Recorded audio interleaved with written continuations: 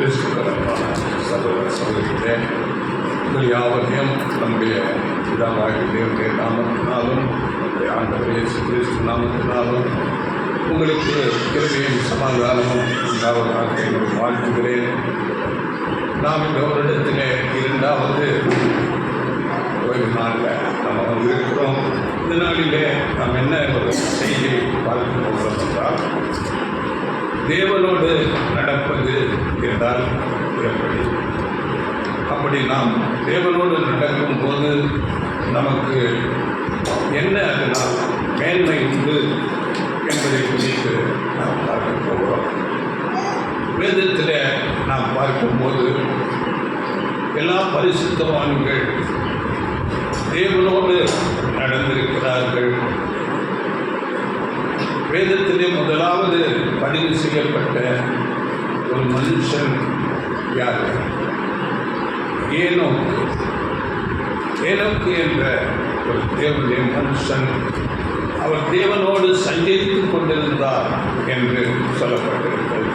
ஆதியாகமம் 5ஆம் அதிகாரத்தில் 22ஆம் வசனத்தில் அப்படியாக சொல்லப்பட்டிருக்கிறது.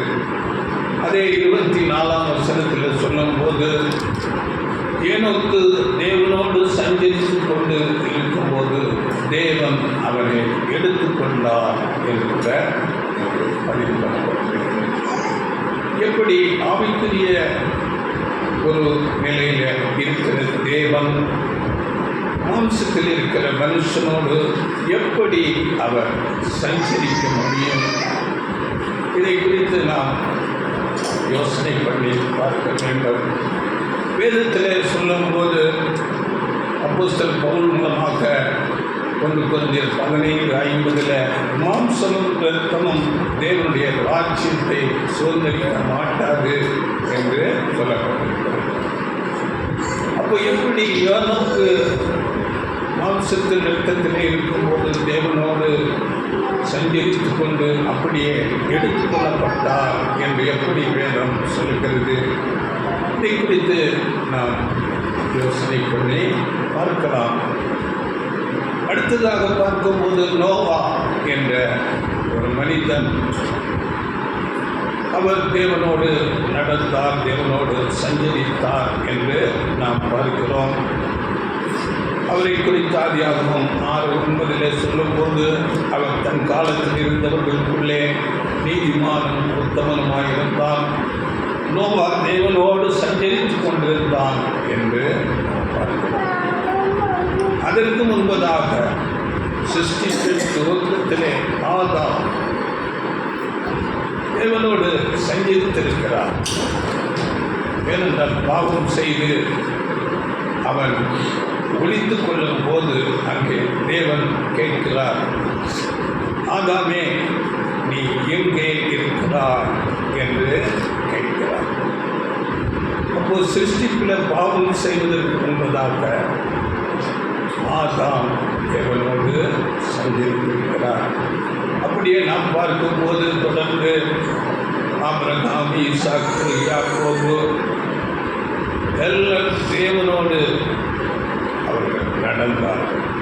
குறிப்பாக யோசேப்பை குறித்து நாம் பார்க்கும்போது கர்த்தர் அவனோடு இருந்தார் என்று நன்றில் பேசப்படுகிறது. யோசேப்பு சகோதரர்களாலே அங்கே பகைக்கப்பட்டு குழியில் தள்ளப்பட்டு எகிப்துக்கு அடிமையாக அங்கே விற்கப்பட்டு அங்கு பொய்யாக குற்றம் சாட்டப்பட்டு சிறைச்சாலைக்கு போகும்போது அங்கேயும் கர்த்தர் அவனோடு இருந்தார். எல்லா இடங்களிலும் அது எப்படிப்பட்ட அடிமை சூழ்நிலையானாலும் சிறைச்சாலை ஆனாலும் கர்த்தர் அவனோடு இருப்பார். நாம் இன்னும் சங்கீதங்களிலே படிக்கும்போது அவருடைய வசனங்கள் அவரை உடமிட்டது என்று யோசேப்பை குறித்து எப்படிப்பட்ட ஒரு சூழ்நிலை வந்தாலும் யோசேப்பு தேவனுடைய நாமத்துக்கு பயன்படுவதாக பாவத்துக்கு விலகி நீதி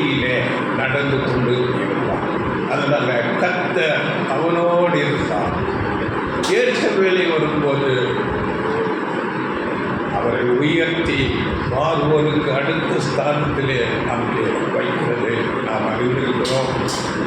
அப்படியே நாம் பார்க்கும்போது மோசேயோடு கர்த்தர் இருந்தார்.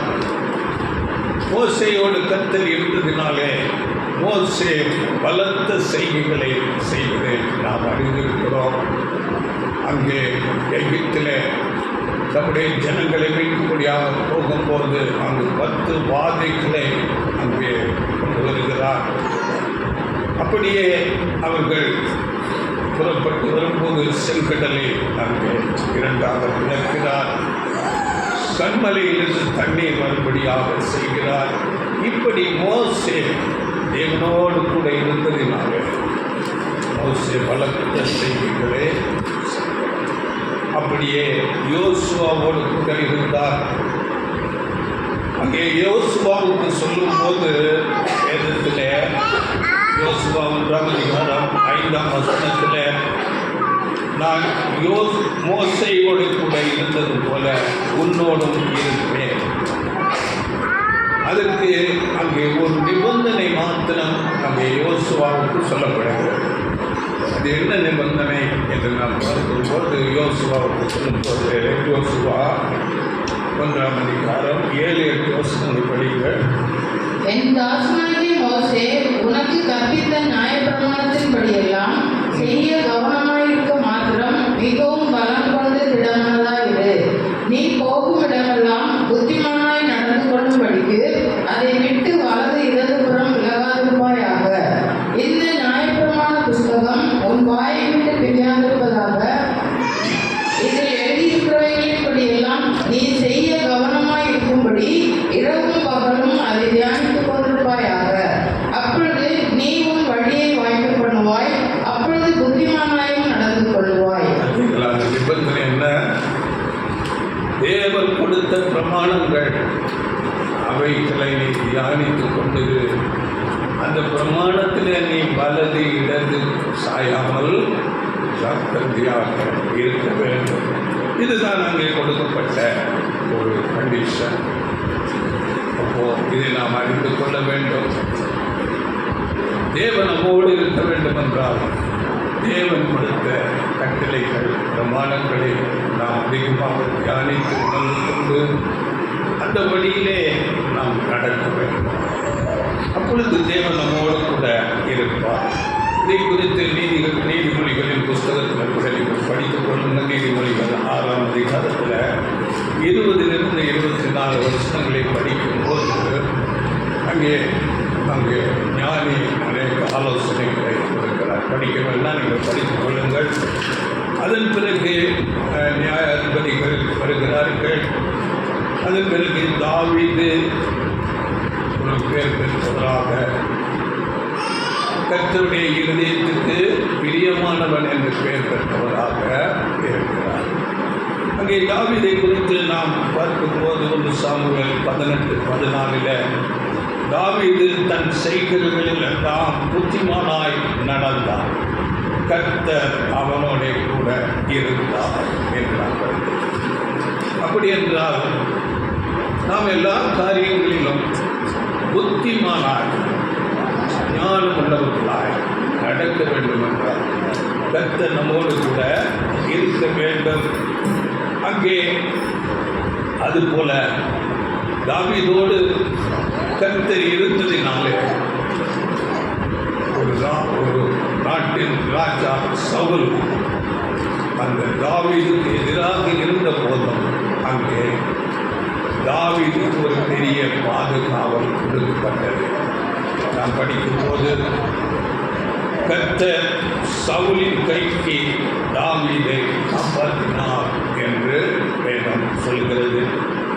அப்படியே தாவீது நீதி நியாயமாக அவர் ஆட்சி செய்தார் என்று வேதம் சொல்கிறது. நீதிமொழிகள் 2 ராஜாக்கள் 2 சாமுவேல் 8ஆம் அதிகாரம் 2 சாமுவேல் 8:15 அவர் ராஜாவாக இருந்து தன்னுடைய எல்லா ஜனத்திற்கும் நியாயமும் நீதியும் செய்து வந்தார் என்று.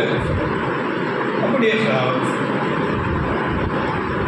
தேவன் ஒரு மனுஷனோடு இருக்கிறார் என்றால் அந்த மனுஷன் நீதியாகவும் நியாயமாகவும் நடக்க வேண்டும். தேவனுடைய பிரமாணங்களை கைக்கொண்டு நடக்க வேண்டும். இதுதான் தேவனோடு நடப்பது. தேவனுக்கு பிரியமானது எதுவோ, தேவ சித்தம் எதுவோ அதை செய்து கொண்டு இருக்க வேண்டும். இப்படியாக நாம் தேவனோடு நடக்கும்போது அவன் நம்மை பாதுகாப்பார், அவன் நம்மை உயர்த்தி மேன்மைப்படுத்துவார். இப்பொழுது நாம் பார்க்கும்போது தேவனிடத்தில் நடப்பதற்கு அவரோடு கூட நாம் நடக்க வேண்டும் என்றால் மிகவும் தேவையானது விசுவாசம். தேவனை பற்றிய விசுவாசம் ரொம்ப ரொம்ப ரொம்ப அவசியம். அதனால எபிரேயர் நிருபத்தில் எழுதும்போது விசுவாசம் இல்லாமல் தேவனுக்கு பிரியமாயிருப்பது கூடாத காரியம். 11:6 அவர் உண்டென்றும் அவர் தம்மை தேடுகிறவர்களுக்கு பலன் அளிக்கிறவர் என்றும் நாம் முதலாவது விசுவாசிக்க வேண்டும் என்று வேதம் சொல்லுகிறது. அந்த விசுவாசம் ஒரு உறுதியான விசுவாசம், உண்மையான விசுவாசமாக இருக்க வேண்டும். நம்ம கடந்த நாட்களில் பார்த்தோம், விசுவாசம் எத்தனை விதம் இருக்குது. விசுவாசத்தில் 4 விதமான விசுவாசத்தை ஒன்று நாங்கள் 100க்கு அடிப்படையில் பெரிதான இவ்வளவு பெரிய ஒரு விசுவாசத்தை நான் இஸ்ரவேலரிடத்திலும் காணவில்லை என்று 100 அப்படியே ஆபிரகாமை குறித்து படிக்கும்போது அவரிடத்திலே பெரிய விசுவாசம் இருந்தது. தன்னுடைய மகனையே பலி செலுத்தும்படியான அங்கே ஒரு விசுவாசம். அப்படியே அடுத்த ஒரு 2 விசுவாசத்தை நாம் பார்க்கும்போது அங்கே பேதுருவிடத்திலே அற்ப விசுவாசியே, அவர்களுக்கு விசுவாசம் குறைவாக இருக்கிறது. அப்படியே யாக்கோபில் நாம் படிக்கும்போது கிரியைகள் இல்லாத விசுவாசம் செத்த விசுவாசம். நான் சும்மா விசுவாசிக்கிறேன்னு சொல்லிட்டு இருந்துச்சு, எந்த கிரியையிலும் வசனங்களுக்கு கீழ்ப்படியாமல் என நீதியில் நடக்காமல் வேதத்தை படிக்காமல் தேவனுடைய நாமத்துக்கு துதி ஸ்தோத்திரங்களை ஏற்று தேவனை ஆராதிக்காமல் தேவனுடைய நாமத்துக்கு சாட்சியாக நிற்காமல் இருந்தால் அது செத்த விசுவாசமாக இருக்கும்.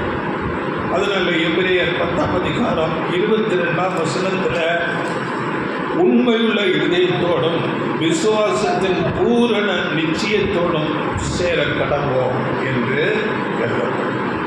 உண்மையாக விசுவாசிக்க வேண்டும். பூரண நிச்சயமான விசுவாசம் நமக்கு இருக்க வேண்டும். இப்படி நாம் விசுவாசத்தில்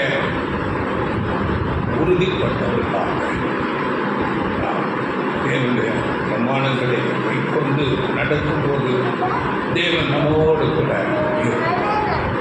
இதற்கு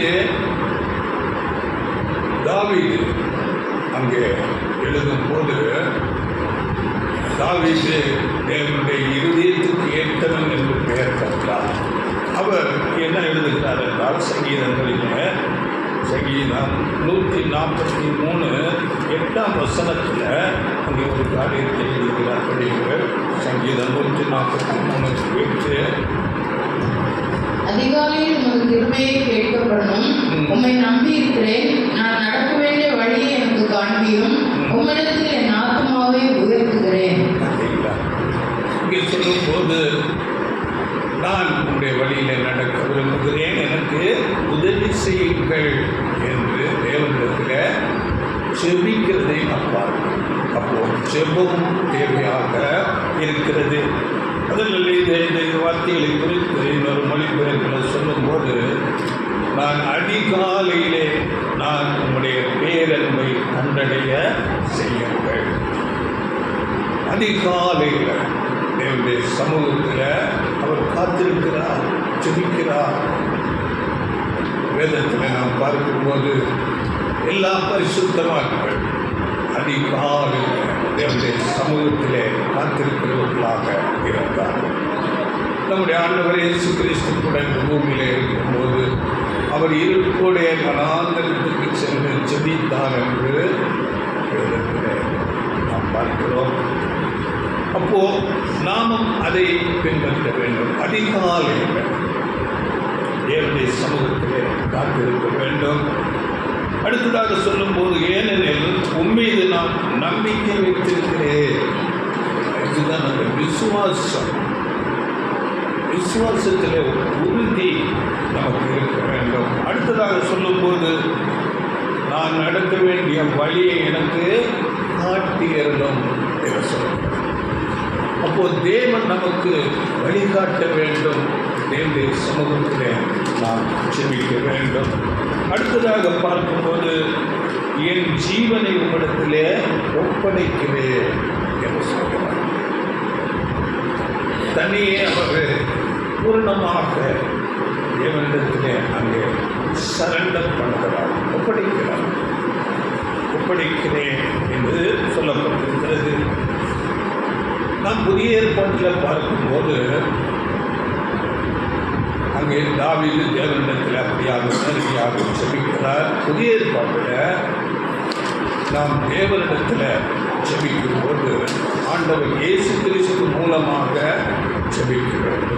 ஏனென்றால் ஆண்டவர் இயேசு கிறிஸ்து யோவான் 14:1 சொல்லும் போது, தேவனிடத்தில் விசுவாசமாயிருங்கள், என்னிடத்திலும் விசுவாசமாய் இருங்கள் என்று சொல்லப்பட்டிருக்கிறது. ஏனென்றால் தேவனுக்கும் மனுஷனுக்கும் மத்தியஸ்தராக ஆண்டவர் இயேசு கிறிஸ்து இந்த பூமிக்கு வந்து நம்மை ஈடுபலி கொடுத்து நம்மை தேவனோடு ஒப்புரவாக்கி இருக்கிறார். அதனால் நாம் நேரடியாக தேவனிடத்தில் ஜெபிக்கக்கூடாது. ஆண்டவர் இயேசு கிறிஸ்து மூலமாக நாம் ஜெபிக்க வேண்டியவர்களாக இருக்கிறோம். இப்போ இங்கே தாவீது ஜெபிக்கும் போது அங்கே கடைசி அந்த வார்த்தை சொல்லும்போது, நான் என் ஜீவனை உம்மிடத்திலே ஒப்படைக்கிறேன், என் ஜீவனையே நான் உம்மிடத்தில் ஒப்படைக்கிறேன், என்னுடைய வாழ்க்கையை உம்மிடத்தில் ஒப்படைக்கிறேன் என்று சொல்லுகிறார். இந்த வார்த்தை பாருங்கள், புதிய ஏற்பாட்டில் ஆண்டவர் இயேசு கிறிஸ்துவுடன் பேசியிருக்கிறார். இயேசு இந்த பொருள்படும் விதமாக 3 சந்தர்ப்பங்களிலே பேசுகிறார். எல்லாம் மத்தேயுல, மார்க்கு, லூக்கா, யோவான், இந்த 4 சுவிசேஷ புஸ்தகத்திலும் அங்கு பதிவு செய்யப்படுகிறது. இந்த 4 சுவிசேஷத்திலும் 3 சந்தர்ப்பங்களிலே இந்த வார்த்தையை பேசுகிறார். என் ஜீவனை உம்மிடத்தில் ஒப்படைக்கிறேன் என்று அங்கே தாவீது தேவனிடத்தில் ஜெபித்தது போல ஆண்டவர் இயேசு கிறிஸ்து நமக்கு என்ன கட்டளையிடுகிறார் என்றால், மத்தேயு 16:25 அங்கே சொல்லும்போது, தன் ஜீவனை ரட்சிக்க விரும்புகிறவன் அதை இழந்து போவான், என் நிமித்தமாக தன் ஜீவனை இழந்து போகிறவன் அதை கண்டறிவான். அப்போ ஜீவனை இழந்து போக வேண்டும் என்று ஆண்டவர் இயேசு சொல்கிறார். இதன் பொருள் என்ன? ஜீவனை ரட்சிக்க விரும்புகிறவன் அதை இழந்து போவான், என் நிமித்தமாக தன் ஜீவனை இழந்து போகிறவன் அதை கண்டறிவான். இந்த மத்தேயு 16 எந்த சந்தர்ப்பத்தில் சொல்லப்படுகிறது என்றால், அங்கே நமக்கு தெரியும், ஆண்டவர் இயேசு கிறிஸ்து சீசரிடத்திலே சொல்லுகிறார், நான் எருசலேமுக்கு போகிறேன், அப்பொழுது பிரதான ஆசாரியர்கள், வேதபாரகர்கள் என் மேல் குற்றம் சுமத்தி அங்கே நான் புறச்சாதியார் மத்தியில் அவமானப்படுத்தப்பட்டு அங்கே கொலை செய்யப்பட போகிறேன் என்று தம்முடைய மரணத்தை, சிலுவை மரணத்தை குறித்து அந்த சந்தர்ப்பத்தில் பேசுகிறார். அங்கே பேதுரு சொல்லும்போது அவரை தனியே அழைத்து கொண்டு போய் ஆண்டவரே இது உங்களுக்கு நேரிடக்கூடாது என்று அவரை கடிந்து கொள்கிறார். அப்பொழுது அங்கே பேதுருவை கடிந்து கொண்டு அடுத்ததாக சொல்லும்போது இந்த வசனத்தை சொல்லுகிறார். தன் ஜீவனை ரட்சிக்க விரும்புகிறவன் அதை இழந்து போவான் என்று சொல்கிறார். அடுத்ததாக இன்னொரு சந்தர்ப்பத்தை நாம் பார்க்கும்போது மத்தேயு 10:39 அங்கே தம்முடைய சீசர்களை ஊழியத்துக்காக அனுப்புகிறார். அந்த மத்தேயு 10 அந்த ஊழியத்துக்கு போகும்போது அநேக ஆலோசனைகளை அங்கே சீசர்களுக்கு கொடுக்கிறார், அதிகாரம் கொடுக்கிறார். வியாதிஸ்தர்களை சுத்தமாக்குங்கள், அங்கே அசுத்த ஆவி பிடித்திருந்தார்கள் அதை கொடுத்துங்கள். இப்படியெல்லாம் அநேக அதிகாரத்தையும் நாம் எப்படி நீங்கள் கூடிய பாதையில் நடந்து கொள்ள வேண்டும் என்று சொல்லி அநேக வீணான வார்த்தைகள் உங்களுக்கு விரோதமாக பேசுவார்கள், அநேகர் உங்களை அடிக்கக்கூட செய்வார்கள். ராஜாக்கள் உயர்ந்த அதிகாரிகள் என்பதாக உங்களை நிறுத்துவார்கள், எல்லோராலும் பகைக்கப்படுவீர்கள். அதனால் நீங்கள் அங்கே பயப்படாதவர்கள் என்று சொல்லி ஒரு காசுக்கு 2 அடைக்கலால் குருவிகள் விற்கிறார்கள் அல்லவா, அவைகளில் ஒன்றாகிலும் வேறு சிறுத்தம் இல்லாமல் இல்லை விழாது என்று சொல்லி அவர்களை தைரியப்படுத்தி உற்சாகப்படுத்தி சொல்லும்போது இந்த வசனத்தை சொல்லுகிறார்.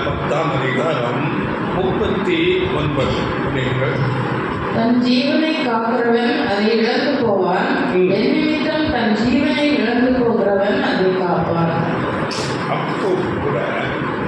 அப்போ ஆண்டவருடைய நாமத்துக்காக நாம் அவமானங்களை எடுத்துக்கொள்ளலாம், அடிக்கப்படலாம், மற்றவர்களால் ஏளனமாக பேசப்படலாம்.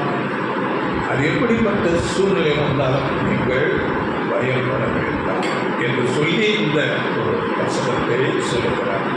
இதை இன்னொரு சந்தர்ப்பத்தில் கூட பேசுகிறார். லூக்காக 17:33 அந்த வசனம் பேசப்படுகிறது. அந்த காரியங்கள் என்ன, அந்த சந்தர்ப்பம் எப்படி என்று பார்க்கும்போது அங்கே நோவாவின் நாட்களில் நடந்தது போல மனுஷகுமாரன் வரும் நாட்களில் நடக்கும், அப்படியே லோத்தின் நாட்களில் நடந்தது போல மனுஷகுமாரன் வரும் நாட்களிலும் நடக்கும் என்று சொல்லிக்கொண்டு அங்கே லோத்தின் மனைவியை நினைத்துக் கொள்ளுங்கள் என்று சொல்லிட்டு இந்த வசனத்தை சொல்கிறார். அங்கே இந்த வசனங்கள் தன் ஜீவனை ரட்சிக்க வகை தேடுகிறவன் அதை இழந்து போவான், இழந்து போகிறவன் அதை உயிர்ப்பித்துக் கொள்வான். அப்போ இந்த சந்தர்ப்பம் நாம் அறிந்திருக்கிறோம். அங்கே லோத்துடைய மனைவி பிள்ளைகளை அங்கே தூதர் பிடித்து இழுத்து கொண்டு நீ ஜீவன் தப்ப ஓடிப்போ திரும்பி பின்னிட்டு பாராதே என்று சொல்லும் போது அங்கே லோத்தின் மனைவி அங்கே பின்னிட்டு பார்த்து அங்கே ஒப்புக்கொள்வாங்க. அப்போ பின்னிட்டு பார்க்கிறார்கள் என்றால் அவர்களுடைய மனது ஐயோ நான் எல்லாவற்றையும் விட்டுட்டு போறேன், என்னுடைய சொத்து பத்து எல்லாம் இருக்குது, உறவினர் எல்லாம் இருக்கிறாங்க, எவ்வளவு விஷயத்தை நான் விட்டுட்டு ஓட வேண்டி இருக்குது என்று அவர்களை விட்டு விட மனதில்லாமல் அதை திரும்பி பார்க்கிறார்கள். அந்த இடத்தை சொல்லும் போது இந்த வசனத்தை சொல்கிறார். தன் ஜீவனை ரட்சிக்க வகை தேடுகிறவன் அதை இழந்து போவார். இப்படி 3 சந்தர்ப்பங்களிலே இந்த வசனம் பேசப்படுகிறது. அப்போ இதன் பொருள் என்ன என்று நாம் ஆராய்ந்து பார்க்கும்போது உலக பிரகாரமான காரியங்களுக்காக நாம் அதிக முக்கியத்துவம் கொடுப்பதும், இல்லாவிட்டால் உலக காரியங்களால் நாம் கவலைப்பட்டு கொண்டு உலக ஆசைகளினாலே இழுக்கப்பட்டு கொண்டு இருப்பதுதான் என்ற வசனத்துக்கு அர்த்தமாக இருக்கிறது. அதிகமான ஈடுபாடு உலக காரியங்கள், உலக ஆசைகளினால் இழுக்கப்பட்டு உலகத்தோடு அதிகமாக ஒட்டி வாழ்வது, இதுதான் இந்த தவறாக தன் ஜீவனை காக்கிறவன் என்றால் அதற்காக நம்முடைய வாழ்க்கையே இருப்பது போல நாம் நடந்து கொள்வதுதான் தவறு என்று சொல்லுவோம். அதனால நாம் எதை குறித்தும் கவலைப்படக்கூடாது. உலக காரியங்கள், அநேக காரியங்கள், பிரச்சனைகள், சூழ்நிலைகள் வரலாம். ஆண்டவர் இயேசு சொல்லும்போது ஒரு காசுக்கு 2 அடைக்கலான் குருவிகள் எவ்வளோ அற்பமானது பாருங்கள். அவை கூட பிதாவின் சித்தம் இல்லாமல் கீழே என்றால் அநேகம் இதெல்லாம் நம்ம அமலா சிஸ்டர் தெரியும், சின்ன பிள்ளைகளுக்கு இல்லையா? அநேகம் அடைக்கலான் குருவிகளை பார்க்கலாம் நீங்கள் விசேஷித்தவர். இப்போ தேவன் நம்மையில எவ்வளவு கரிசனை உள்ளவராக இருக்கிறார் என்று ஆண்டவர் சொல்லுகிறார். உங்கள் தலையில் உள்ள மயிரெல்லாம் எண்ணப்பட்டிருக்கிறது. கவலைப்படாதீர்கள் என்று உலக காரியங்கள், உலக ஆசைகள் இவைகளை குறித்து நாம் அதிகமாக கவலைப்பட்டுக் கொண்டு நான் லோகத்தின் மனைவியை நினைத்துக் கொள்ளுங்கள் என்று சொல்லிக்கொண்டு இந்த வசனம் சொல்லப்படும். அப்படி ஆண்டவருடைய நாமத்துக்காக ஊழியர்களை செய்யும்போது அநேக அவமானங்கள் வரும், அநேக பிரச்சனைகள் வரலாம். நாமத்துக்காக பண்ணுகிற பிரயாசங்கள் நமக்கு எல்லாருக்கு நன்மையானது. அதை குறித்து கூட நீங்கள் கவலைப்படாதீர்கள் என்று இயேசு சொல்லுகிறார். அதனால அநேக நேரங்களில் என்ன சொல்லுகிறார்கள் என்றால், வேத மூத்தவர்கள், வேதத்தை ஆராய்ந்தவர்கள் என்ன சொல்லுகிறார்கள், நாம் ஆண்டவர் இயேசுவை முழுமையாய் பின்பற்றாமல் இருக்கிற காரணம் நம்மை நாமே அதிகமாக நேசிக்கிற ஒரு காரணம். நாம் அதிகமாக நம்மை நேசிக்கிறதுனால நாம் அதிகமாக இயேசுவை பின்பற்ற முடியாமல் இருக்கிறோம். இதற்கு ஒரு வசனம் கூட ஆண்டவர் இயேசு சொல்லுகிறார். மத்தேயு 16:24 சீசர்களிடத்தில் என்ன சொல்கிறார் படியுங்கள். ஒருவன் என்னை பின்பற்றி வர விரும்பினால், மத்தேயு 16:24. அப்பொழுது இயேசு தம்முடைய சீஷர்களை நோக்கி, ஒருவன் என்னை பின்பற்றி வர விரும்பினால் அவன் தன்னைத்தான் வெறுத்து தன் சிலுவையை எடுத்துக்கொண்டு என்னை பின்பற்ற கடவன். தன்னைத்தான் வெறுத்து நான் இப்படிப்பட்ட ஆசைகள், கவலைகள், நம்ம எல்லாரும் மதிக்கணும், என்னை மேன்மையாக நடத்தணும், இப்படிப்பட்ட ஒரு நம்மேல் உள்ள ஆசைகளை வெறுத்து சிலுவை சுமந்து நீதி அவர் நடந்தது போல அவருடைய ஸ்டெப்ஸில் கடந்து வர வேண்டும் என்று சொல்லுகிறார். அப்படியே இந்த சுவிசேஷ யுகத்தில் உள்ள ரட்சிப்பு நாம் அறிந்திருக்கிறோம். பெரிதான ரட்சிப்பு, உலகத்துக்குரிய ரட்சிப்பு, ஆண்டவர் இயேசு கிறிஸ்துவோடு ஆளுகை செய்யும்படியான ஒரு அழைப்பு. இந்த ரட்சிப்பு அப்படியே தேவனோடு நடப்பது எல்லாம் பாருங்கள், ஒவ்வொரு தனி மனிதனை பொறுத்த காரியம். ரட்சிப்பு தனி மனிதனை பொறுத்த காரியம். தேவனோடு நடப்பது என்பது கூட ஒவ்வொரு இண்டிவிஜுவல் தனி மனிதனை பொறுத்ததாக இருக்கிறது. அதனால நாம் நம்மை குறித்து நாம் நிதானமாக தீர்மானித்து நாமே முடிவெடுக்க வேண்டும். நம்முடைய உறவினர்கள் என்ன சொல்லுவார்களோ, நம்மை பெற்றவர்கள் என்ன சொல்லுவார்களோ, நண்பர்கள் என்ன சொல்லுவார், அப்படி இல்லை. ஆண்டவர் இயேசுவை நாம் உறுதியாக பிடித்துக் கொள்வது, இந்த மேலான ரட்சிப்பு எனக்கு வேண்டும், நான் தேவனோடு நடக்க வேண்டும் என்பது நம்முடைய சுய தீர்மானம், நம்முடைய ஒரு உறுதி நாம் எடுத்துக்கொள்ள வேண்டும். அதனால் ஒரு வசனம் கூட நான் அடிக்கடி சொல்லுவேன். ஆண்டவர் இயேசு சொல்லும்போது மத்திய 11:12 யோவான் ஸ்நானம் காலம் முதல் பரலோக ராஜ்யம் பலவந்தம் பண்ணப்படுகிறது. பலவந்தம் பண்ணுகிறவர்கள் அதை பிடித்துக் கொள்வார்.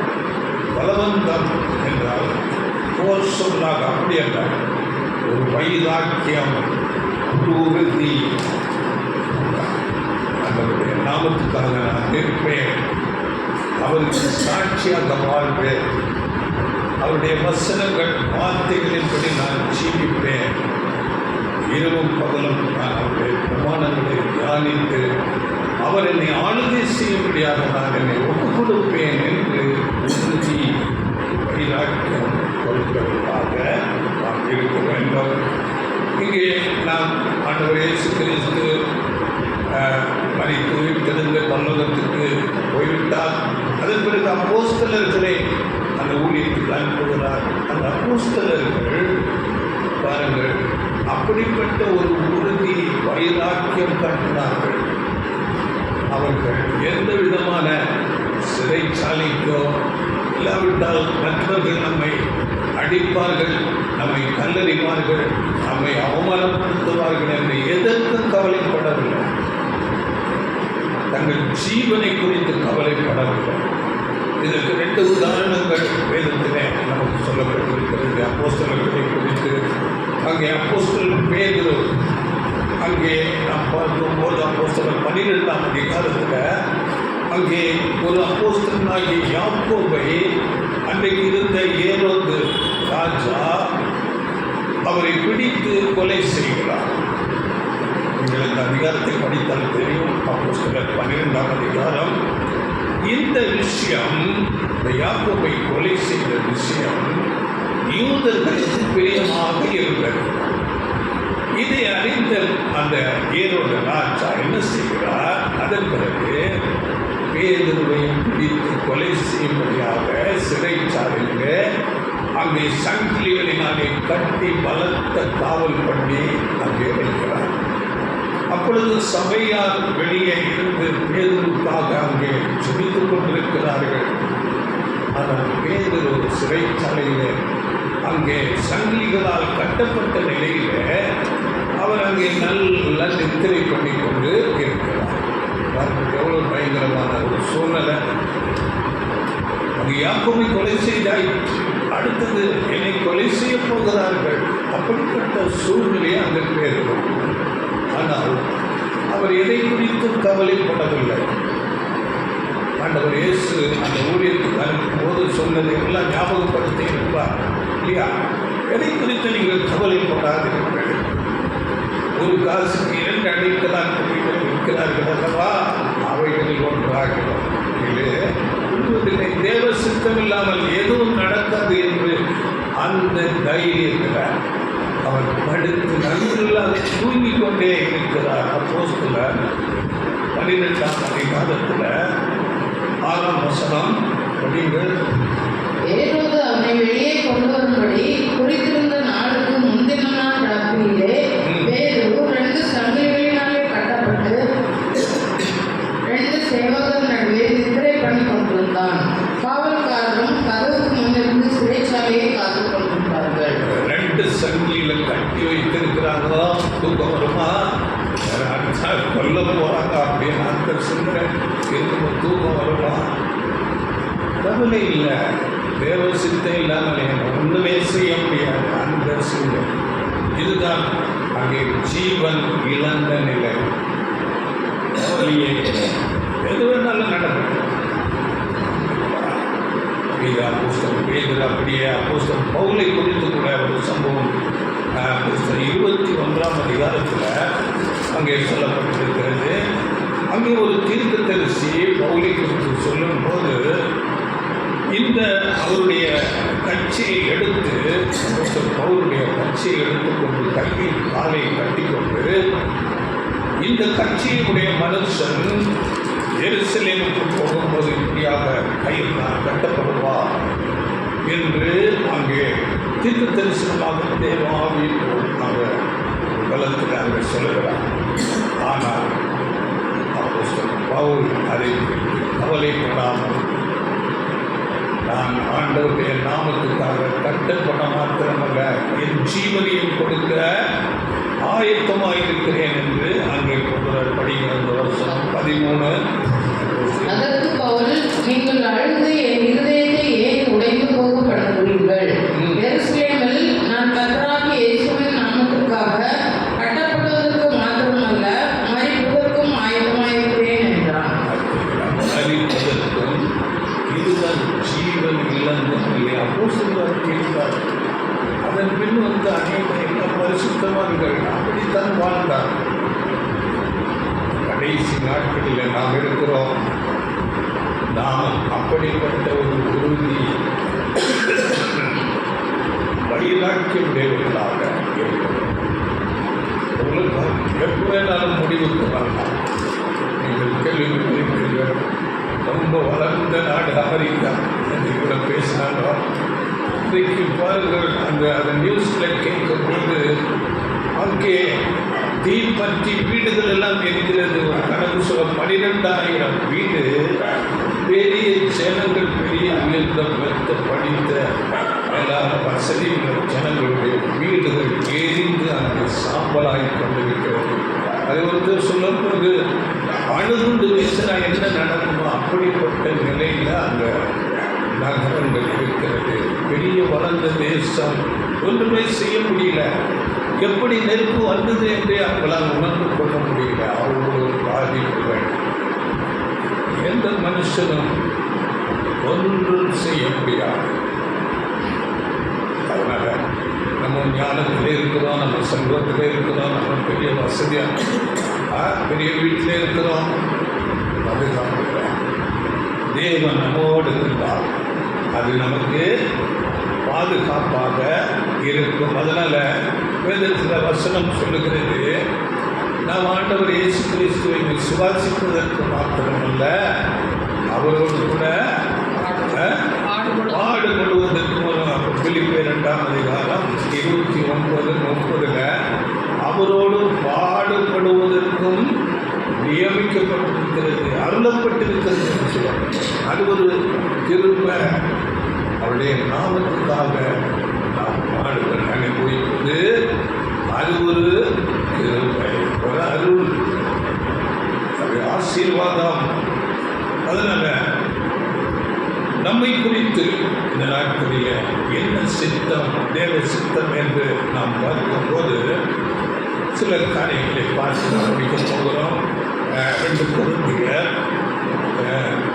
Corinthians 5ஆம் அதிகாரம் 18ஆம் வசனத்தில் தேவன் இயேசு கிறிஸ்துவை கொண்டு நம்மை தம்மோடு ஒப்புரவாக்குதலின் ஊழியத்தை கொடுத்தார் என்று இந்த வசனம் சொல்கிறது. தேவன் இயேசு கிறிஸ்துவை கொண்டு நம்மை தேவனோடு ஒப்புரவாக்குதலின் ஊழியத்தை நமக்கு கொடுத்திருக்கிறார். அந்த ஊழியத்தை நாம் செய்ய வேண்டியது நம்முடைய கடமை, தேவ சித்தமாக இருக்கிறது. அடுத்த 19 வசனங்கள் படியுங்கள். அது என்னவெனில், தேவன் உலகத்தாருடைய பாவங்களை எண்ணாமல் கிறிஸ்துவுக்குள் அவர்களை தமக்கு ஒப்புரவாக்குதலின் உபதேசத்தை எங்களிடத்தில் ஒப்புவித்தார். ஆனபடியினாலே தேவனானவர் எங்களை கொண்டு புத்தி சொல்கிறது போல, நாங்கள் கிறிஸ்துவுக்காக ஸ்தானாபதிகளாய் இருந்து தேவனுடைய ஒப்புரவாகுங்கள் என்று கிறிஸ்துவ நிமித்தம் உங்களை வேண்டிக் கொள்கிறோம். தேவன் உலகத்தாரின் பாவங்களை எண்ணாமல், நம்ம உலகத்தினுடைய பாவம் நம்முடைய குமாரனாகிய ஆண்டவர் இயேசு கிறிஸ்து மேல சுமத்தப்பட்டது. அதனால தேவனோடு நாம் ஆண்டவர் இயேசு கிறிஸ்து மூலமாக ஒப்புரவாக்கப்பட்டிருக்கிறோம். இந்த ஈடு பலியை ஆண்டவர் இயேசு கிறிஸ்து என் பாவங்கள், என் அக்கிரமங்களுக்காக மரித்தார் என்ற அந்த ஒரு விசுவாசம், அதை ஈடுபட்டு அதை நாம் மனப்பூர்வமாக ஏற்றுக்கொண்டு அதை விசுவாசிக்கும் போது நம்முடைய பாவங்கள் நமக்கு மன்னிக்கப்படும். இதுதான் நாம் தேவனோடு ஒப்புரவாகுவது. நமக்கு வேதத்தில் நம்ம படிக்கிறோம், 4:12 ஆண்டவர் இயேசு கிறிஸ்து நாமமே அல்லாமல் சொல்லுங்களேன், நாம் ரட்சிக்கப்பட வானத்துக்கு கீழே பூமிக்கு மேலே வேறு எந்த நாமமும் ஆண்டவர் இயேசு கிறிஸ்து அவர் மூலமாக நாம் தேவனோடு ஒப்புரவாக்கப்பட்டிருக்கிறோம். இந்த ஒப்புரவாகி அந்த ஒப்புரவாகுதலின் அந்த உபதேசத்தை நாம் சொல்லுகிறவர்களாக இருக்க வேண்டும். அதான் 20ஆம் வசனம், நாங்கள் கிறிஸ்துவுக்கு ஸ்தானாபதிகளாக இருந்து தேவனோடு ஒப்புரவாகுங்கள் என்று கிறிஸ்துவ நிமித்தம் உங்களை வேண்டிக் கொள்கிறோம். அப்போஸ்தலர்கள் சொல்லுகிறார்கள், தேவனோடு ஒப்புரவாகுங்கள். ஆண்டவர் இயேசு கிறிஸ்துவின் ஈடு பலியை விசுவாசித்து அந்த மன்னிப்பை பெற்றுக்கொண்டு தேவனோடு நீங்கள் ஒப்புரவாகுங்கள் என்று சொல்லிக்கொண்டு அந்த உபதேசம் என்ன என்று 21ஆம் வசனம் தெளிவாக சொல்லப்படுகிறது.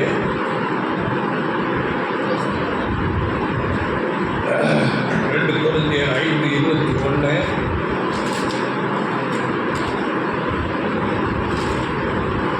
நாம் அவருக்குள் தேவனுடைய நீதியாகும்படிக்கு பாவமறியாத அவரை நமக்காக பாவமாக்கினார். நமக்காக பாவம் ஆக்கினார். அவரிடத்தில் பாவம் இல்லை. நாம் தேவ நீதியை பெற்றுக்கொள்ள ஆண்டவர் இயேசு கிறிஸ்து நமக்காக பலியாக்கப்பட்டார். இதுதான் அந்த உபதேசம். இந்த உபதேசத்தை நாம் ஏற்றுக்கொண்டு உலகத்தாரும் ஏற்றுக்கொள்ளும்படியாக நாம் அந்த வேலையை செய்ய வேண்டும். இது பிரதான கட்டளை.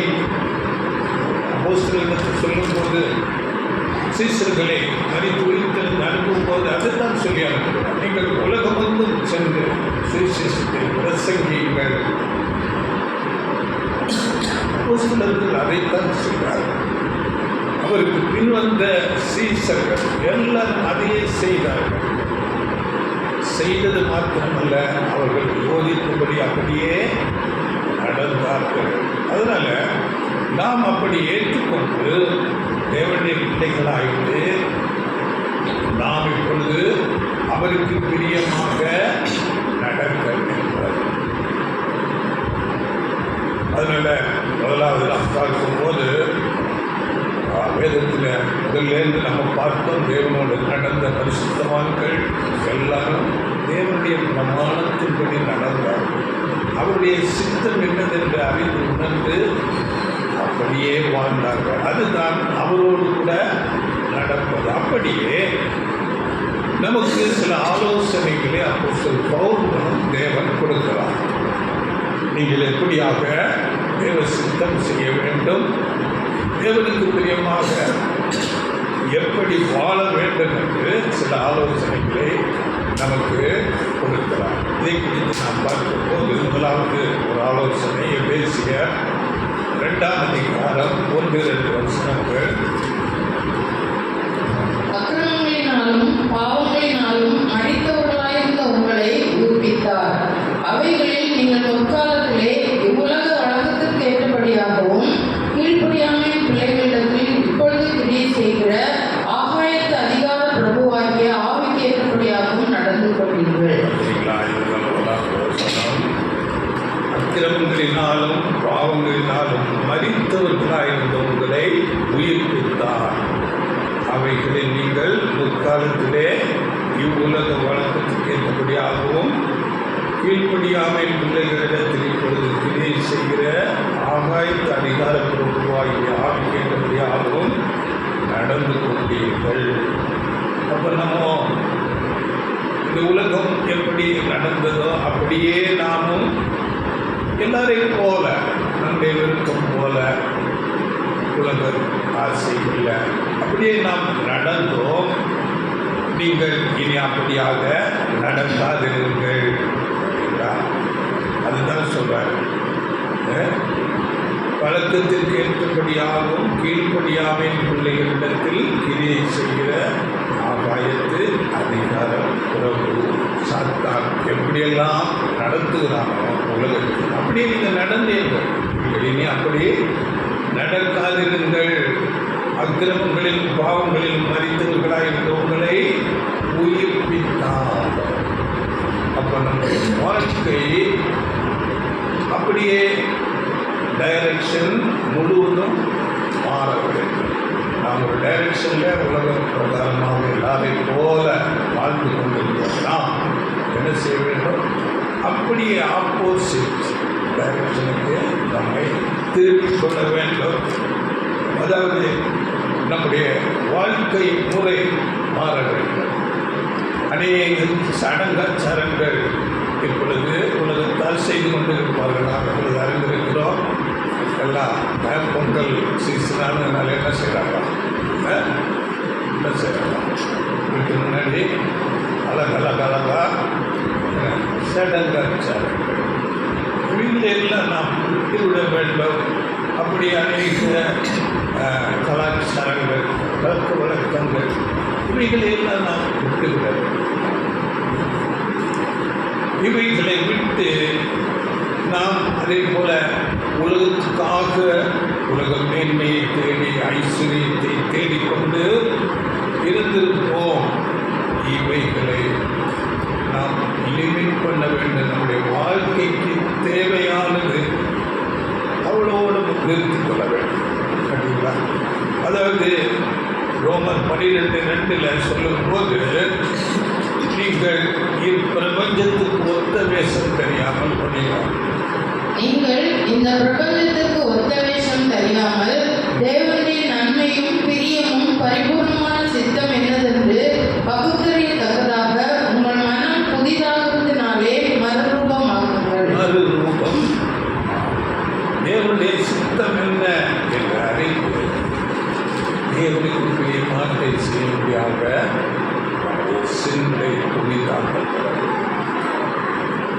உலகத்தில் நாம் மேன்மையடையணும், ஐஸ்வர்யமாகணும், எல்லாரும் மதிக்கிறவங்களாக இருக்கணும். அப்படியாக நம்முடைய குருநாத ஆண்டவர் இயேசு கிறிஸ்து எப்படி இருந்தாரோ, அப்போஸ்தலர்கள் எப்படி இருந்தார்களோ அப்படியே நாம் மாறிவிடணும். ஆண்டவர் இயேசு கிறிஸ்துவை அநேகம் குற்றப்படுத்தினார். அப்படி அப்போஸ்தலர்கள் குற்றப்படுத்தப்பட்டார்கள், அடிக்கப்பட்டார்கள், அவர்கள் நீதி நிமித்தம் துன்பங்களை அனுபவித்தார்கள். அப்படி நாமும் வாழ வேண்டும். உலகத்துக்கென்று வாழ்வதை, வாழ்க்கைக்கு தேவையான சில காரியங்களை செய்ய வேண்டும். அதற்காக முழுவதுமாக அதற்காகவே என்று வாழ. உலகம் அப்படித்தான் இருக்கிறது. எவ்வளவு சம்பாதிக்க முடியும்? பல தலைமுறைகளுக்கு சேர்த்து வைக்கிறார். தேவை நாம் வாழ்வதற்கு எதிர்த்து எழுதுவார். அதோடு நிறுத்தி கொண்டு தேவனுக்காக, தேவனுக்கு பிரியமாக நாம் வாழ வேண்டும். அங்கே நாம் படிக்கும்போது ரோமர் 12:2 இதாகும் சித்தம் என்னதென்று அறிந்து உணர்ந்து நீங்கள் மறுரூபம் அவருடைய சித்தம் செய்கிறவர்களாக நாம் இருக்க வேண்டும். இது முதலாவது ஒரு ஆலோசனை. இரண்டாவது அப்படி பேச 2:10 ஏனெனில் நற்கிரியைகளை செய்கிறதற்கு நாம் கிறிஸ்து இயேசுவுக்குள் சிருஷ்டிக்கப்பட்டு தேவனுடைய செய்தியாய் இருக்கிறோம். அவைகளில் நாம் நடக்கும்படி அவர் முன்னதாக அவைகளை ஆயத்தம் பண்ணியிருக்கிறார். நற்கிரியைகளை செய்ய வேண்டும். முதலாவது நம்முடைய பழைய வாழ்க்கை அப்படியே ஜஸ்ட் ஆப்போசிட் டைரக்ஷன் திரும்ப வேண்டும். இரண்டாவதாக நற்கிரியைகளை செய்ய வேண்டும். நல்ல காரியங்கள் உலகத்தில் ரொம்ப ரொம்ப ஒரு நல்ல காரியம் உண்டுன்னா அது என்ன? ஆண்டவருக்காக நாம் இருப்பது, அவருக்காக சாட்சியாக வாழ்வது, அவரை போல போல நடப்பது, அவருடைய குணாம்சங்களை நாம் வளர்த்துக் கொள்வது, இதுதான் உலகத்திலேயே நல்ல கிரியை. அவருக்கு சாட்சியாக நிற்க வேண்டும். ஆண்டவர் அதைத்தான் செய்தார். ஆண்டவர் இயேசு கிறிஸ்து தேவனுடைய ரட்சிப்பின் திட்டத்தை குறித்து பேசினார், பிதாவை குறித்து வெளிப்படுத்தினார். தேவனுடைய ராஜ்யம் இருக்கிறது என்று அதை குறித்து பிரசங்கிகள் என்று அப்போஸ்தலர்களுக்கு சொன்னார். அதே அவர்கள் பிரசங்கித்தார்கள். அப்படியே நாம் தேவனுடைய நாமத்துக்கு சாட்சியாக நிற்க வேண்டும். அப்படியே நம்முடைய வாழ்க்கையும் தேவனுடைய கட்டளைகளின்படி பிரமாணங்களின்படியாக இருக்க வேண்டும். இதை குறித்து ஆண்டவர் இயேசு சொல்லும் போது நமக்கு நாம் அறிந்திருக்கிறோம். மலை பிரசங்கத்தில் மத்திய 7:24-25 அங்கே வசனம் நாம் படிக்கிறோம். ஆகையால் நான் சொல்லிய இந்த வார்த்தைகளை கேட்டு இவைகளின்படி செய்கிறவன் எவனோ அவனை கன்மலையின் மேல் தன் வீட்டை கட்டின புத்தியுள்ள மனுஷனுக்கு ஒப்பிடுவேன். பெருமழை சொரிந்து பெருவெள்ளம் வந்து காற்று அடித்து அந்த வீட்டின் மேல் மோதியும் அது விழவில்லை, ஏனென்றால் அது கன்மலையின் மேல் அஸ்திவாரம் போடப்பட்டிருந்தது. வார்த்தைகளை கேட்டு இயேசு நமக்கு எதை போதித்தாரோ, அப்போஸ்தலர்கள் எதை போதித்தார்களோ அதன்படி நடக்க வேண்டும். அது எப்படி? வன்மலையின் மேல் கட்டப்பட்ட வீடு போல. பெருமழை வரும், காற்று வரும், அநேக கவலைகள், பிரச்சனைகள், சூழ்நிலைகள் வரும். ஆனால் அந்த வீடு அப்படியே அசையாது. சோதனைகள், நெருக்கங்கள் எல்லாம் வந்தாலும் ஒன்றும் செய்யாது. அது வரும் போகும், வரும் போகும். ஆனால் வார்த்தைகளை கேட்டு அதன்படி நடக்காதவர்கள் மணலின் மேல் கட்டின வீடு போல. அது வரும், அவங்கள ஒரு சோதனை வந்தாலே அவங்க தள்ளி போட்ட அவ்வளோதான். ஆண்டவர் வேண்டாம், இயேசு வேண்டாம், கோயில் வேண்டாம், ஒன்றும் வேண்டாம், எப்படி போடுவாங்க. உறுதி, வார்த்தையில் சத்தியங்களை உறுதி, வைராக்கியம் காண்பிக்க வேண்டும். அதனால் விசுவாசம் என்பது நம்ம முதலே பார்த்தோம், கிரியைகளோட சேர்ந்து இருக்க வேண்டும். வார்த்தையின்படி நாம் நடக்க வேண்டும். அவருக்கு நாம் சாட்சியாக வாழ வேண்டும். இந்த காரியத்தை செய்யும்போது, அதாவது நம்முடைய பேர் புகழ் வரணும் அப்படின்னு செய்யக்கூடாது. இன்னைக்கு அநேக ஊழியர்கள் அப்படிதான் தங்களை மேன்மைப்படுத்திக் கொள்ளும். தேவநாமம் மகிமைப்பட வேண்டும். ராஜ்யத்துக்கு அடுத்த காரியங்களை பேச வேண்டும். ஆண்டவர் இயேசு கிறிஸ்து சொல்லும்போது வலதுகை செய்கிறத இடதுகை அறியாது இருக்கணும். நாமத்துக்கு சாட்சியாக நாம் இருக்கிறதோடு நிறுத்தி கொள்ள வேண்டும். அப்படிப்பட்ட ஒரு ஊழியத்தை நற்கிரியைகளை இவருடைய நாமத்துக்காக சில இல்லாத ஏழைகளுக்கு நம்மால் உதவிகள் கூட இந்த நற்கிரியைகள் அது கூட செய்யும். அது நாம் அறிந்திருக்கிறோம். பரிசுத்தமானவர்களுக்கு மாத்திரமல்ல, எல்லாருக்கும் செய்யலாம். சபையில் எளிய மக்களுக்கு செய்யலாம். எல்லாம் நற்கிரியைகள் தான் எல்லாருக்கும் செய்ய வேண்டும். இது இரண்டாவது ஆலோசனையாக இருக்கிறது. மூன்றாவது ஒரு ஆலோசனை எபேசியர் 4:1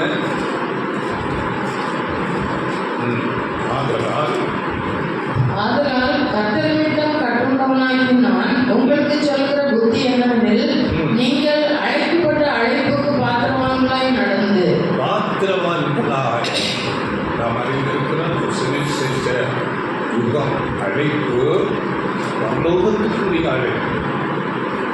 ஆண்டவர் இயேசு கிறிஸ்துவோடு ஆளுகை செய்யும், அவரோடு உடன் சுதந்திர சாவாமை உள்ள ஒரு ஜீவன், எப்படிப்பட்ட ஒரு மேன்மை.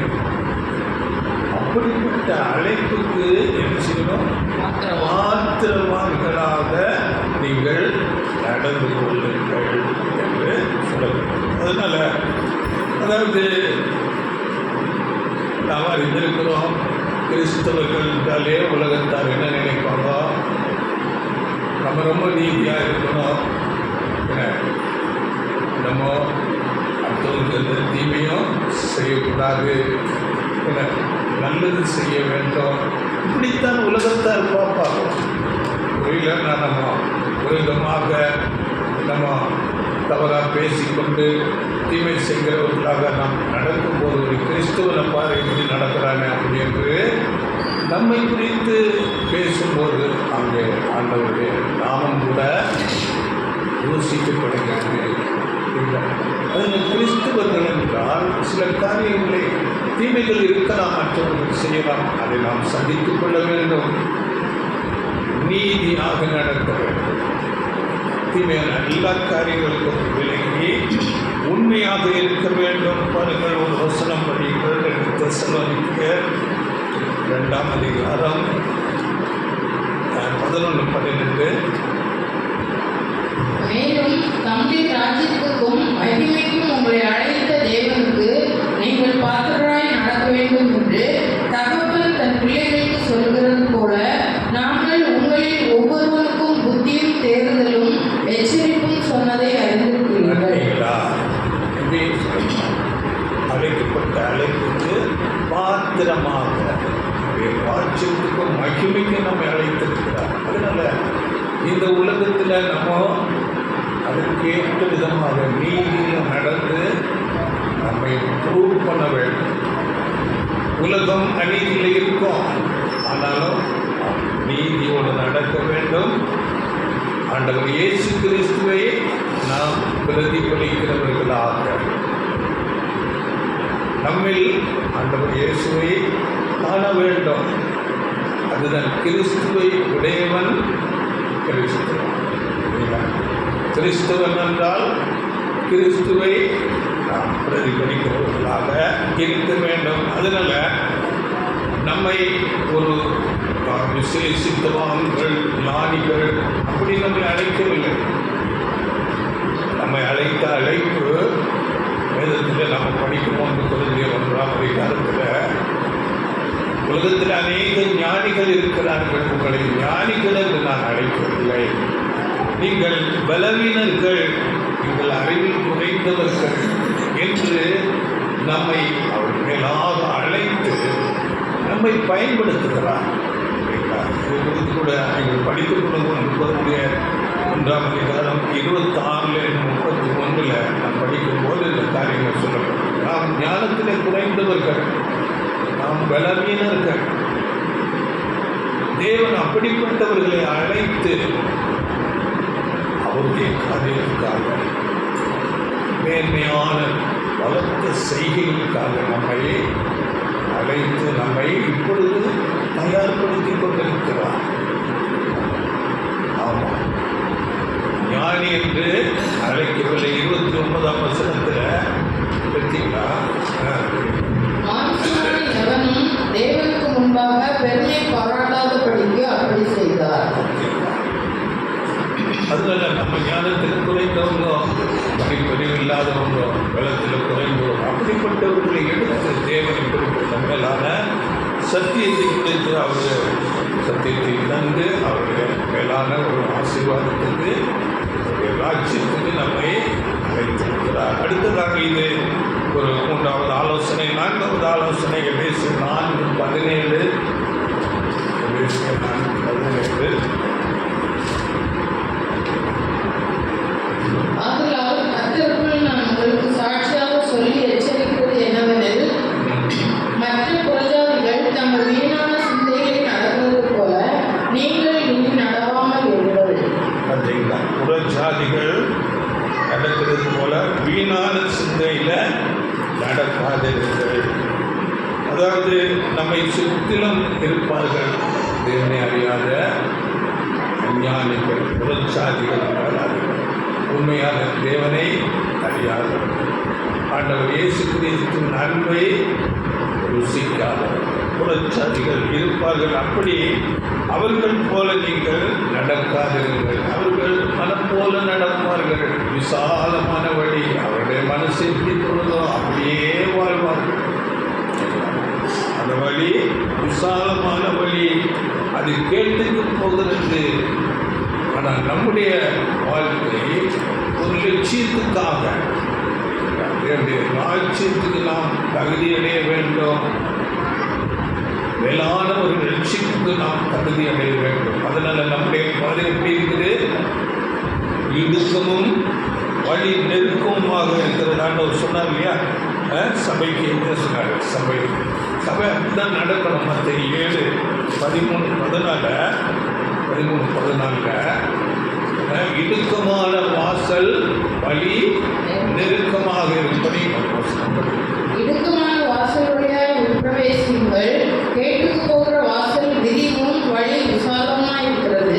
அதன் வழியாய் பிரவேசிக்கிறவர்கள் அநேகர். ஜீவனுக்கு போகிற வாசல் இடுக்கமும் வழி நெருக்கமாய் இருக்கிறது. அதை கண்டுபிடிக்கிறவர்கள் சிலர். கண்டுபிடிக்கிறவர்களே சிலர். அப்ப நெருக்கமான வழி. உலகமே அநீதியில் இருக்குது. நம்ம நீதியாக நடக்கணும். உலக மனம் போல ஆசைகளுக்கு இச்சைகளுக்கு அடிமைப்பட்டு நடக்கணும். நாம பரிசுத்தமாக வாழணும். தேவனுக்கு பிரியமானதை செய்ய வேண்டும். சாட்சியாக வாழ வேண்டும். அன்பிலே நடக்க வேண்டும். இடுக்கமான பாதை. அதிலே நாம் நடந்து சொல்ல வேண்டும். இது 4வது காரியம், ஆலோசனை. 5வது பேசிய 5ஆம் அதிகாரம் 2ஆம் வசனம். கிறிஸ்து நமக்காக தம்மை தேவனுக்கு சுகந்த வாசனையான காணிக்கையாகவும் பலியாகவும் ஒப்புக்கொடுத்து நம்மை அன்பு கொண்டது போல நீங்களும் அன்பிலே நடந்து கொள்ளுங்கள். கிறிஸ்துவை போல அன்பிலே நடந்து கொள்ளுங்கள். நம்முடைய சிந்தனை, நம்முடைய பேச்சு, நம்முடைய நடக்கை, செயல்கள் எல்லாமே அன்பிலே இருக்க வேண்டும். அன்பிலே நடந்து கொள்ளுங்கள். அதாவது நம்முடைய வாழ்க்கையை அன்பு ஆளுகை செய்ய வேண்டும். வாழ்க்கை முழுவதுமாக அன்பாக இருக்க வேண்டும். அந்த அன்பில் பல விதம் இருக்குது. நம்ம பார்த்தோம். அது முதலாவது முழுமையான சுப்ரீம் லவ் யாருக்கு காண்பிக்க வேண்டும் என்றால் வாக்கிய தேவன். அவர்தான் இந்த ரட்சிப்பின் திட்டத்தை உருவாக்குனதே.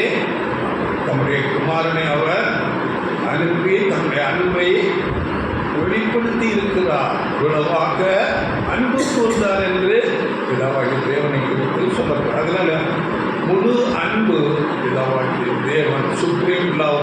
அடுத்தது ஆண்டவர் இயேசு கிறிஸ்து. அப்படியே தேவனுடைய காரியங்களுக்கெல்லாம் முதலிடம்.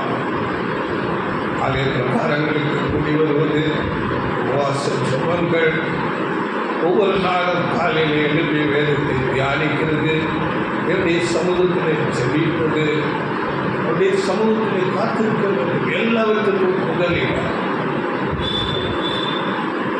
அதைத்தான் நாம் செய்ய வேண்டும்.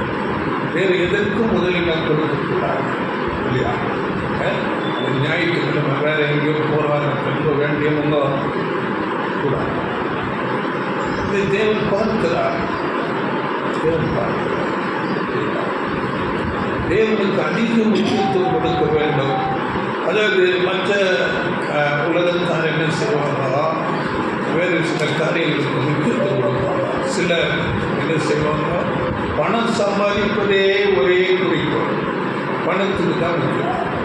ஒரு சிலர் அவங்க வேலை செய்கிற இடத்துல உள்ள பாஸ், அவருக்கு முக்கியம். ஃபேமிலியெல்லாம் ரெண்டாவது. ஒரு சிலர் ஃபேமிலிக்கு ரொம்ப முக்கியத்துவம் இல்லை. எல்லாவற்றுக்கும் மேலாக முதலில் தேவன், ஆண்டவர் இயேசு கிறிஸ்து, தேவனுடைய காரியங்கள், அதற்கு முதலிடம் முக்கியத்துவம். அதன் பிறகுதான் மற்றவைகளெல்லாம் கொடுக்கும். வேலை, பணம் எல்லாருக்கும் அப்படியாக நம்முடைய வாழ்க்கையை அமைத்துக் கொள்ள வேண்டும். இதுதான் நமக்கு சொல்லப்பட்டிருக்கிற காரியம். இந்த அன்பில் நாம் நடக்கும்போது ஆவியின் கனிகள் நம்மிடத்தில் உண்டாகும். ஆவியின் கனிகள் நமக்கு தெரியல. அன்பு, சந்தோஷம், சமாதானம், இந்த கனிகள் நம்மில் உண்டாக்கி வளர வேண்டும். ஆவியின் கனியோ கலாத்தில் படிக்கிற 5:22 நீங்கள் படித்துக் கொள்ளுங்கள். அன்பு, சந்தோஷம், சமாதானம், பொறுமை, இப்படிப்பட்ட குணலட்சணத்தில் நம்ம வளர வேண்டும். இதற்கு அதிகமான ஜபம், தேவனுடைய ஒத்தாசை அனுப்பிறது தான் நமக்கு நம்முடைய சுயபலத்தால். ஏன்னா உலகமே அன்பு குறைந்து போய் காணப்படுகிற நாட்களில் நம்ம இருக்கிறோம். அதனால் நம்ம அதிகமாக தேவனுடைய பலத்தில் சிந்தித்து கேட்டு பெற்றுக்கொள்ள வேண்டும். அதனால் அன்பு குறித்து சொல்லும் போது ரோமர் 13:10 அன்பானது பிறனுக்கு பொல்லாங்க செய்யாது, ஆதலால் அன்பானது நியாயப்பிரமாணத்தில் நிறைவேறுதலாக. அன்புள்ள மனுஷன் மற்றவங்களுக்கு தீமை செய்ய மாட்டான். அந்த அன்பு நியாயப்பிரமாணத்தில் நிறைவேறும். முழு பிரமாணங்களும் அன்பிலே நடந்துகிறதாக இருக்கிறது. இது 5வது ஒரு ஆலோசனை. அடுத்ததாக ஒரு ஆலோசனையை பேசி 5, 8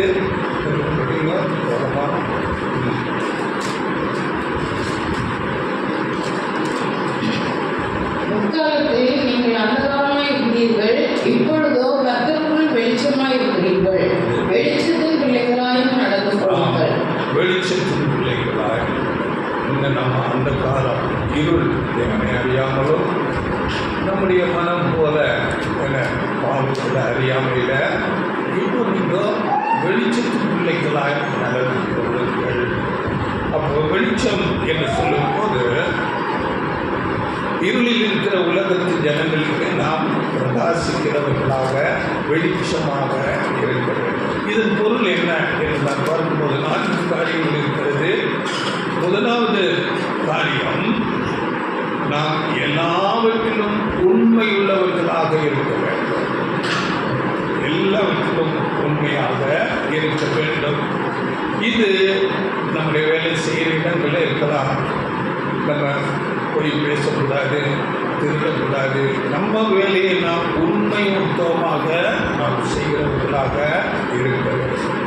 இப்போ உலகத்தில் லஞ்ச லாவண்யம் பெருத்து போயிருக்கிற காலத்தில் நாம் அப்படி இல்லாமல் நீதியாக உண்மையாக அப்படி இருக்க வேண்டும். 2வது காரியம், நாம் சுத்தமாக சுத்தமாக இருக்க வேண்டும். நம்ம எந்த கீழான பழக்க வழக்கங்கள், குடிப்பழக்கமோ இல்லை வீண் பேச்சுக்கள், மற்றவர்களை கேவலமாக கேலி பண்ணி சிரிப்பது, இப்படிப்பட்ட வீண் பேச்சுக்கள், கேலி கொண்டல், இவையெல்லாம் நம்மகிட்ட இருக்கக்கூடாது.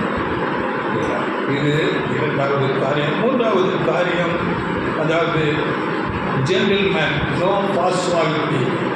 யார் என்னென்று அந்த பார்சுவாலிட்டி இல்லாதவர்களாக, பட்சபாதம் இல்லாதவர்களாக, எல்லா இடத்திலும் ஜென்டிலாக, ஆனஸ்டாக எல்லாரும் இதை நாம் வெளிப்படுத்த வேண்டும். இதையெல்லாம் மற்றவர்களிடத்தில் ஒரு தாக்கத்தை உண்டாக்கும். 4வதாக கைண்டாக, ஹெல்பிங் மைண்ட், மற்றவர்களுக்கு உதவி செய்கிறவர்களாக, அப்படிப்பட்ட ஒரு மனநிலை உடையவர்களாக, நல்லவர்களாக நடக்கும். இதுதான் நாம் ஒளியில் நடக்கும்.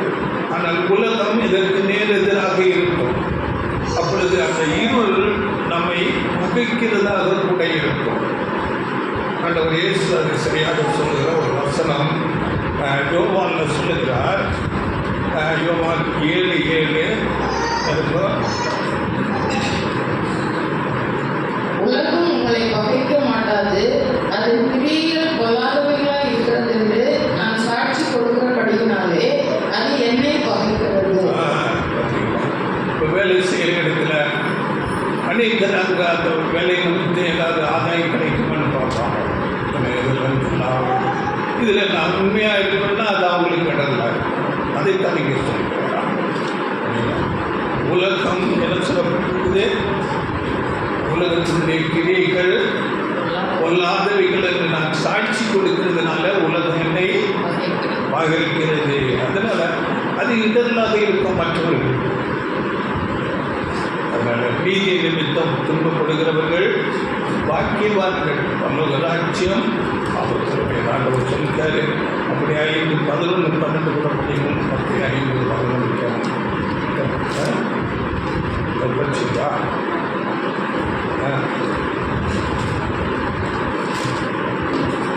என்னிடம் உங்களை நிந்தித்து துன்பப்படுத்தி பலவித தீமையான மொழிகளையும் உங்கள் பேரில் பொய்யாய் சொல்வார்களானால் பாக்கியவான்களா இருப்பீர்கள். சந்தோஷப்பட்டு களி கூறுங்கள், பரலோகத்தில் உங்கள் பலன் மிகுதியாக இருக்கும். அதனால நீதியிலிருந்து துன்பப்பட்டால் பாக்கியம் அது. No compromise. உலகத்தாரோட ஜனங்களோட காம்ப்ரமைஸ் ஆகக்கூடாது. உண்மையாக நீதியில் நடக்க வேண்டும், ஒளியில் நடக்கிறவர்களாக இருக்க வேண்டும். இது அடுத்த ஒரு ஸ்டெப். இன்னொரு ஒரே காரியம் பார்த்து முடிக்கலாம். பேசுகிற 5:15 வேகமாக பார்க்கலாம். பேசுகிற 5:15 ஆனபடியினாலே நீங்கள் ஞானமற்றவர்களைப் போல நடவாமல் ஞானமுள்ளவர்களைப் போல கவனமாய் நடந்து கொள்ள பாருங்கள். கவனமாக ஞானத்தோட இது ரொம்ப, அதாவது நாம் தேவனுடைய ராட்சியத்துக்கு அழைக்கப்பட்டிருக்கிறோம், எல்லாரும் ஆசீர்வாதத்துக்கு அழைக்கப்பட்டிருக்கிறோம். நாம் அதனால் கவனம் இல்லாமல் இருந்தால் நமக்கு எதிராளியாகிய சாத்தான் இருக்கிறார், விழுந்து போன தூதர்கள் இருக்கிறார்கள். நாம் தேவனோடு அதிகமாக சேர வேண்டும் என்று நினைக்கும் போதே அவன் அநேக தீமைகளை நமக்கு கொண்டு வருவோம். நம்ம பார்த்துருக்கிறோம், பேருவில் கட்சிக்கிற சிங்கம் போல எவனை விழுந்தலாமோ என்று. ஏன்னா உலகத்தார விட்டுருவான், ஏன்னா அவங்க ஆடுவான். பேர் கிறிஸ்தவ பொயிலே இருக்கிற சபைகள்லாம் விட்டுருவான், ஏன்னா அவன் பொயிலே இருக்கிறான். சத்தியத்துக்காக நிற்கும்போது சாத்தான் நமக்கு எதிராளியாக அதனால நாம் அதிக கவனமாக இருக்க வேண்டும். இதை குறித்து ஒரு நிழல் பழைய சொல்லப்பட்டது, நீங்கள் படித்துக் கொள்ளுங்கள். 1 ராஜாக்கள் 13ஆம் அதிகாரத்தில் அங்கே ஒரு ராஜா இருக்கிறார். எரொபெயாம் என்ற ஒரு ராஜா. அதனாலே தேவனுக்கு விரோதமாக பலிபீடம் கட்டி அந்த பொன் கண்டுகுட்டிகளை செய்து வைத்து அங்கு பலி செலுத்துகிறார்கள். தேவனை விட்டு போக முடியாமல் ஜனங்களை அங்கே இடர்கள் பண்ணுகிறார். அந்த மனுஷனிடத்திலே ஒரு தேவனுடைய மனுஷனை தேவன் அனுப்புகிறார். இந்த பலிபீடத்தில் உங்கள் ஆசாரியர்களை பிடித்து பலியிடுவார்கள், மனுஷனுடைய எலும்புகள் அங்கே எரிக்கப்படும் என்று அங்கே எச்சரிக்கிறார். உடனே அந்த ராஜாவுக்கு கோபம் வந்து அந்த மனுஷனை பிடிங்கள் அப்படி என்று கையை நீட்டுகிறார். அந்த கை அப்படியே நின்று போயிடும், மடக்க முடியும். அப்புறம் அந்த மனுஷனிடத்தில் சிறந்தராகி செவித்து அந்த தேவனுடைய மனுஷன் அந்த கையை செயல்படுத்துகிறார். அப்போ அந்த ராஜா சொல்ல, நீ வீட்டுக்கு வா, என்னோட புசித்து குடித்து நீ நான் உண்மைக்கு தருகிறேன், இதை நீங்கள் படித்து பாருங்கள். ஆனால் தேவன் அங்கே சொல்லி அனுப்புகிறார், நீ போகிற இடத்துல புசிக்காத குடிக்காத, நீ போன வழியாக வராத. அப்படியே திரும்பி வரும்போது அங்கே ஒரு கருவாலி மரத்தண்டையில் உட்கார்கிறார். அந்த நேரத்தில் ஒரு மனுஷன் இருக்கிறார். நானும் உன்னை போல ஒரு தீர்க்கதரிசி தான், உன்னை உனக்கு ஆகாரம் தண்ணி கொடுக்கும்படியாக ஆண்டவர் அனுப்பினார் என்று சொல்லி அங்கே போகும்போது அங்கே போய் அவர் புசிக்கிறார், குடிக்கிறாரு. திரும்பி வரும்போது அங்கே சிங்கம் அடித்து அந்த தீர்க்கதரிசி செத்து போயிருக்கிறார். இதில் நமக்கு என்ன பாடம் என்றால், தேவன் சொன்னதை குறித்து நாம் அதிக கவனமாக இருக்கிறோம். புசிக்காத குடிக்கிறத போன வழியாக திருப்பி அப்படியே வந்தது. ஆனால் அங்கே தவறு செய்தது எப்படி என்றால், அந்த மரத்து நிழலில் போய் கொஞ்சம் ஓய்வெடுத்துட்டார். அதான் சொல்லும்போது, அதாவது சோம்பேறினுடைய இருதயம் சாத்தானுடைய தொழிற்சாலைன்னு சொல்லுவாங்க. நாம் கொஞ்சம் ஓய்வு கொஞ்சம் அப்படி இருந்தால் ஓய்வெடுத்துக் கொள்ளலாம், சோம்பலாக இருக்கலாம். கவனக்குறைவாக இருந்தால் சாத்தானுடைய இருதயத்தில் கேடான சிந்தனைகளை படித்துக் கொள்ளுங்கள். 1 ராஜாக்கள் 13ஆம் அதிகாரத்தில் இந்த காரியங்கள் சொல்லப்பட்டிருக்கு. அதனால் நாம் அதிக கவனமாக நடந்து கொள்ள என்றார். அழைப்பு மேன்மையானது, ஆசீர்வாதமானது. அதற்கு அழைக்கப்பட்டிருக்கிறோம். நம் பின்னாடி இருக்கிறார்கள். கவனமாய் நடந்து கொள்ள பார்த்தேன். அப்போ 7 ஆலோசனைகள் மறுபடி சொல்லும்போது முதலாவது நம்முடைய வாழ்க்கையை நம்முடைய திருஷ்டு அப்படி ஆப்போசிட் ஆக வேண்டும். 2வது அதிக நற்கிரியைகளை செய்ய வேண்டும். கிறிஸ்துவை நாம் பிரதிபலிக்கிறவர்களாக வாழ வேண்டும். இடுக்கமான பாதைகளை நடக்க வேண்டும். அன்பிலே நடந்து கொள்ள வேண்டும். நாம் வெளிச்சமாக இருக்க வேண்டும். அதை குறித்து நாம் விளக்கமாக பேசியிருக்கிறோம். அப்புறம் ஜாக்கிரதையாக ஞானமாக இப்படி நடந்தால் தேவனோடு நடக்கும். இது மேலான ஆசீர்வாதத்தை நமக்கு. அப்பொழுது தாவீது சொன்னது போல என்ன சொல்லலாம்? தாவீது மரண இருளின் பள்ளத்தாக்கிலே நடந்தாலும் நான் பொல்லாப்புக்கு தேவனே என்னோடு கூட உமது கோலும் அப்படியும். இந்த வார்த்தைகளை மீண்டுமாக கேளுங்கள், இதை தியானியுங்கள். சின்ன வசனங்களை வைத்து அர்த்தமாக தியானித்து நாம் தேவனோடு நடந்து அந்த மேலான ஒரு ஆசீர்வாதத்துக்குள்ள நாம் பிரவேசிக்க தேவன் பிரவேசிப்பதாக.